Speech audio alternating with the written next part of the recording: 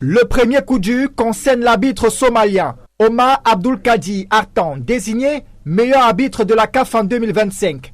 Il devait entrer pourtant dans l'histoire comme le seul arbitre somalien à officier lors de la phase finale de la Coupe du Monde. Mais faute d'avoir obtenu son visa américain dans les délais requis, il ne participera finalement pas au rendez-vous mondial. Son cas n'est pas isolé. Les autorités américaines ont déjà refusé l'entrée sur leur territoire à plusieurs personnes accréditées autour de la compétition, notamment le photographe officiel de la sélection irakienne, ainsi que certains membres de l'encadrement technique national iranienne. La Team Melli figure d'ailleurs parmi les principales victimes de ces contraintes administratives. Qualifiée pour le mondial, la sélection iranienne devra établir son camp de base au Mexique, alors que ces 3 rencontres de la phase de groupe sont programmées aux États-Unis. Des déplacements transfrontaliers seront donc nécessaires les jours de match, une situation exceptionnelle qui alimente le débat sur l'équité sportive dans une compétition censée placer toutes les nations sur un pied d'égalité.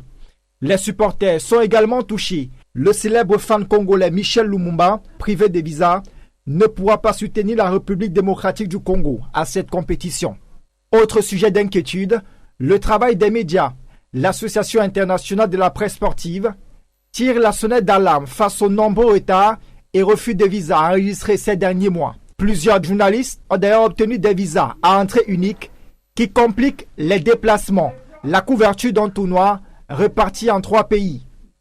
Mais au-delà de ces difficultés, cette Coupe du Monde 2026 ne ressemblera à aucune autre. Pour la première fois depuis la création de l'épreuve en 1930, 48 nations participeront à la phase finale, une réforme majeure voulue par la FIFA afin d'élargir la représentation mondiale et offrir davantage de place aux différentes confédérations.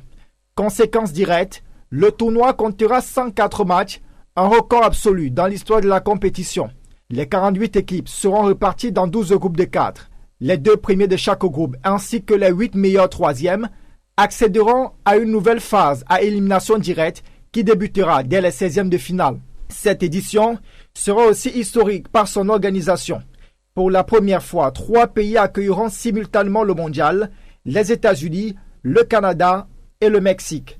16 stades répartis à travers l'Amérique du Nord serviront de cadre à la compétition.